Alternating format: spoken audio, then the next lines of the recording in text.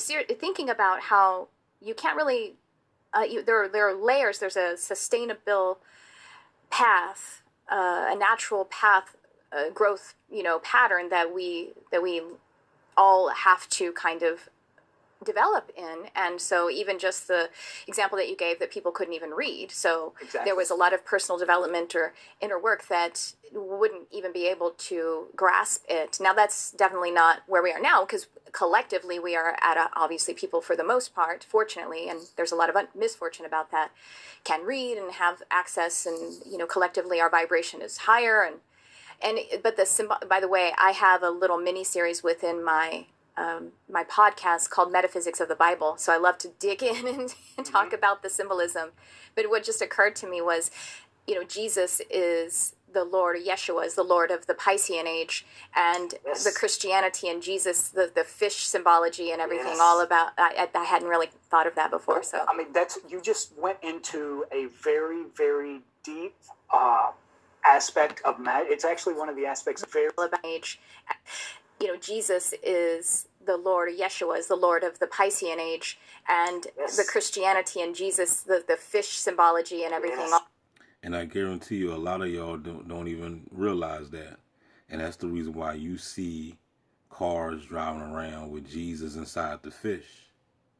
You see the letters Jesus inside the fish. Why? Because it represents Pisces. We are in the age of Pisces, but we're leaving Pisces now. We are moving into the age. We are already in the age of Aquarius, which is the water bound. You see what I'm saying?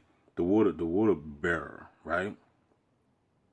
So Pisces is over. Remember, Jesus said in the Bible, he said, I will be with you until the end of the age. So now we're in a new age now. That's the reason why they're getting rid of Christianity. So all you people out here sitting there stuck and waiting on Jesus, you waiting for nothing. You're going to be left behind, because the time is moving forward. You know what I'm saying? You got to understand, Christianity is all astrology. Y'all taking it literal. You know what I'm saying? When Jesus said, I will be with you until the end of the age, it's talking about the zodiac. This is all astrology. We're leaving Pisces. We're going into astrology. We're going into Aquarius. You know what I'm saying? And that's why I keep telling y'all, it's important to study occult science and astrology and stuff like that, because this is the reason why if the bees is studying it, you need to be studying it. You're not going to understand the Bible. That's the reason why y'all need to put the Bible down, because y'all lost in it.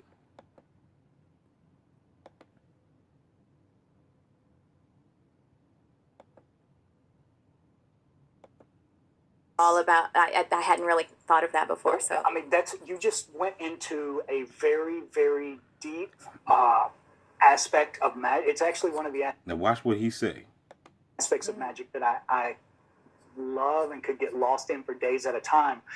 People don't realize that not only is Christianity symbolic of the age of Pisces, all other religions are also products of the age that they come from. When you're talking about going back to ancient Samaria, where magic began, I used to do these tours at the Met where I would take people through like the Near Eastern section and give them the history of magic, how magic develops. And one thing that you see in all of these old Sumerian statues is you'll see these gods and these goddesses and these mythical creatures that all have these bull horns on their head. That were in crowns made of horns. And at first I would think, well, why bull horns? That seems like a really pedestrian thing for a king or a god or a queen or whoever to be wearing. So when you start doing research into it, one of the very few things that you'll find about it is those bullhorns represented kingship or divinity. And you think, well, that's okay, that's fine, but why did it represent those things? It's because at the time that ancient Samaria, you're talking about the religion of polytheism, many gods, many goddesses. At the time that is the dominant feature of the religion of the world, what the Sumerians knew, they understood very, very precisely events that were going on in the heavens. For example, the equinoxes. Yeah. What we now know as the precession of the equinoxes, what this means, and this is why all different cultures have paid so much attention to the spring equinox. If you stand facing east at the spring equinox for 2,000, between 2,100 and 2,500 years, you will see the sun rise in the same constellation of the zodiac. If you were to stand facing east in ancient Sumeria on the spring equinox, you would have seen the sun rise in the sign of Taurus for over 2,000 years, which is where the bullhorns come from. Right. Skip ahead about 2,150 years, if you would have stood, and this, keep in mind, then this would have been the age when Judaism was the religion that was starting to spread throughout West. Watch what he about to say. Spiritual path spread throughout Western culture. It was the big growing spiritual path. If you stood facing east at this time and watched the sunrise at the spring equinox, you would have seen the sunrise in the sign of Aries. This is why in Judaism there's all these symbols like, the Jewish priests play the ram's horn. Yeah. It's why when Abraham's getting ready to sacrifice Isaac, God sends a ram to him instead. Yes. It's why when Moses comes down off of the mountain, he freaks out when he sees people worshiping the golden calf. Because it's outdated. Yes, that was Taurus. Calf. Y'all were Exactly. here in Aries. Yes. And the burning bush as well, the fire symbology. Exactly. So y'all get it? It's all symbolism. It's all astrology. The burning bush. Moses saw the burning bush. The burning bush represents Aries. Aries is what? Fire. You know what I'm saying? Like, and then like he just said, let me rewind it back when he said about the rams. You know what I'm saying? They seen the rams, and that's why they freaked out, because that was Taurus. The ram's head represents Taurus. Taurus, which is the bull. Freaks out when he sees people worshiping the golden calf. Because it's outdated. Yes, that was Taurus. Calf. Y'all were Exactly. here in Aries. Yes. And the burning bush as well, the fire symbology. Exactly. Mm-hmm. And then whenever you skip ahead 2,150 years later, you stand facing east at the time of the spring equinox and you see the sunrise in the sign of Pisces. Mm-hmm. This is why, there's all this fish symbolism in Christianity, like Jesus called his disciples fishers of men. Mm-hmm. Whenever he feeds the multitudes, he feeds them with 2 fish. Even in the earliest churches that they're starting to excavate in the world now, they have found that there were no crosses in these churches. Instead, So, like I said, once again, the fish is Jesus. Jesus is the fish. The fish represents what zodiac sign? Pisces. We're out of Pisces now, which means we're out of Jesus. You know what I'm saying? We're leaving Christianity. And that's the reason why, they still, they got all these, these new up and coming preachers out here, still preaching this Jesus thing, because they still trying to keep it going. But people know that it's over, because we're already in Aquarius right now. You know what I'm saying? So right now they're already working on this one world order thing. So all these religion stuff, these religions is about to be like kicked to the curb. And that's the reason why I had that video when they was showing the lady kicking the Bible as a football. She was using the Bible as a football and she was kicking it. You know what I'm saying? Because that was showing you that was a symbol or symbolism letting you know that it's over. It's done. We kicking that joint. We kicking that religion out because we left Pisces. We're in Aquarius. What is Aquarius? The age of information, the age of technology. You see that right now. I'm talking to you on a smartphone. That they found in all the tile work and everywhere else was a symbol of 2 fish laying end to end. Mm-hmm. At one point, Jesus even tells the disciples, he says, "I'm getting ready to leave you." They say, "Well, what do we do when you leave?" He says, "Follow the man with the water pitcher into his house." Well, men did not carry water pitchers in those days. That was considered entirely women's work. However, the sign of Aquarius, which is what the sun would be going into next, is... So there you have it, y'all. You know what I'm saying? So Jesus told them, you know what I'm saying, follow the guy with the water barrel. It's all astrology. You cannot take it literally. You can't take this. Look, it's like basically they took astrology and made it into a story. It made it seem like it was actually like human beings and stuff. You know what I'm saying? But it's all pertaining to the stars. Watch what he said. Symbolize, however, the sign of Aquarius, which is what the sun would sit with the water pitcher to leave you. They say, well, what? At one point, Jesus even tells the disciples, he says, "I'm getting ready to leave you." They say, "Well, what do we do when you leave?" he says, follow the man with the water pitcher into his house. Well, men did not carry water pitchers in those days. That was considered entirely women's work. However, the sign of Aquarius, which is what the sun would be going into next, is symbolized by a bearded man holding a water pitcher. Wow. All of these religions are about the stars. Whew. I'm exploding. It's so good. Such good stuff. Well, you know what else this reminds me of? All the ages that... And if you don't study the stars, you won't know. And you know what's real funny about this? Is that some of y'all that's watching this video right now, you're spooked up. I mean, I just find this so hilarious, man. How they got the Christian people so spooked up in witchcraft. You spooked up in crystals. You're spooked up with astrology. All the tarot reading, tarot cards, all that stuff freak you out, right? You're scared of it, right? But little do you know that Christianity is nothing but witchcraft, astrology, you know what I'm saying? Casting spells, doing hex, all types of stuff. Everything that you're afraid of, that's what you've been doing, and that's what you've been trapped up in all your entire life. It's really like an oxymoron, you know what I'm saying? It's like, it really don't make no sense. How can you'll bash something. You will bash witchcraft. You will bash astrology. You will bash, zodiac signs.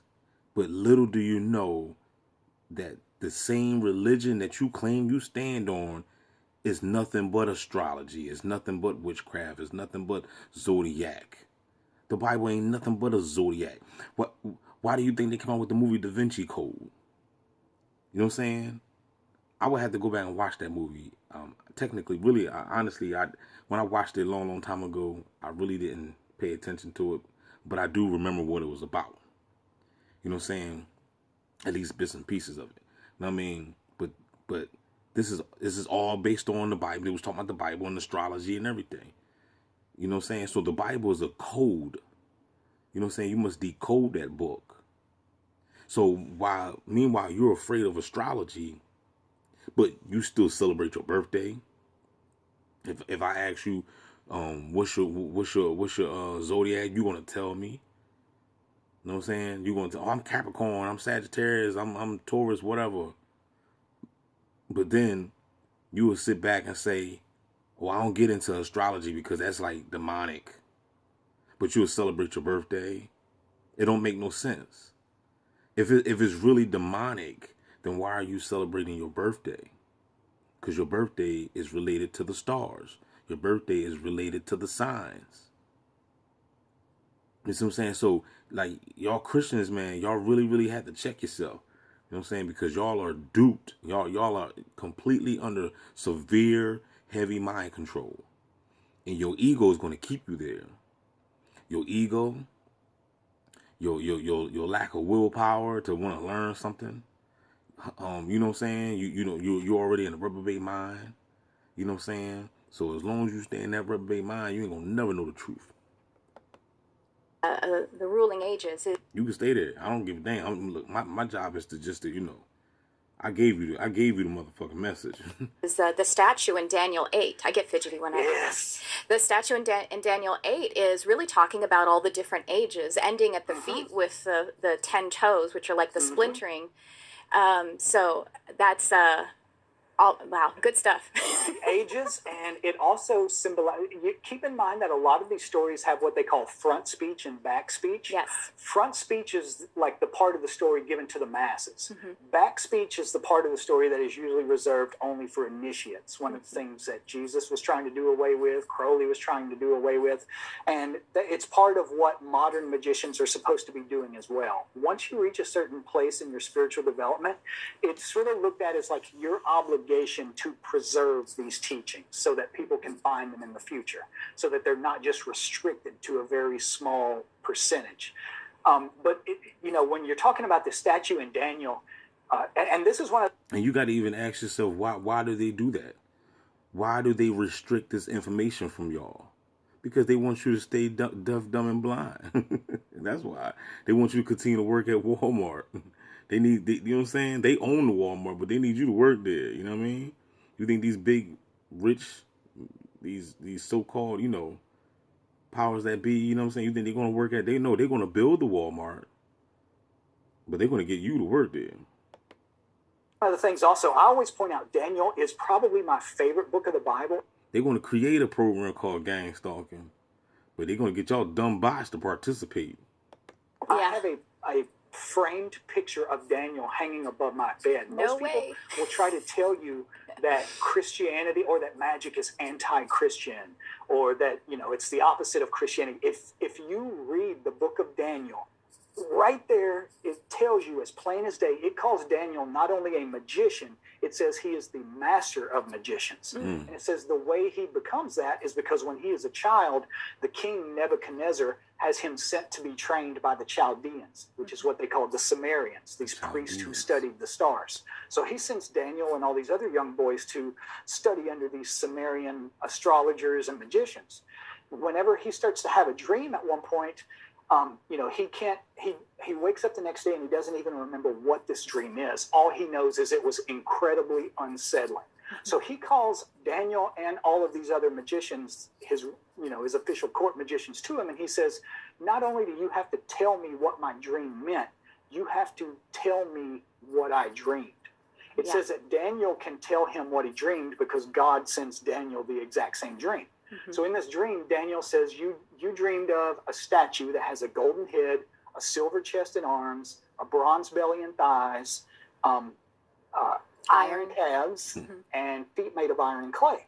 So on the outside, what this represents is, like you said, the ages of the world. Like he tells Nebuchadnezzar, you are the golden head of the statue.